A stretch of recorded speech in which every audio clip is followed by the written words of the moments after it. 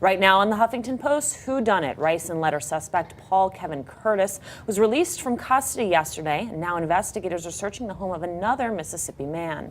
Both men say they have no idea how to make poisonous ricin and had nothing to do with sending them to Obama, U.S. Senator Roger Wicker of Mississippi, and a state judge. I need to tell you, so in this story, the guy says, I thought that they said rice, and I said, I don't even eat rice. I respect President Obama. I love my country. I would never do anything to pose a threat to him or any other U.S. official. That's from Paul Kevin Curtis. I never believe anybody, but he sounds so earnest.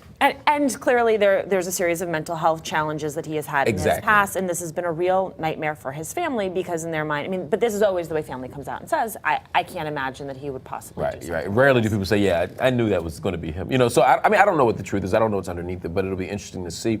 Is this a trend that's more common in the Obama administration? I know people often say that, you know, that during the Obama administration we've seen more email threat, or rather postal threats, more called-in threats than we saw in any other administration. Does that sit? That doesn't sit right with me because I remember so many anthrax scares 10 years ago. Yeah. That seems to me like that was a threat we heard about all the time. Yeah, I personally think it's just par for the course of being a president or being a sitting leader.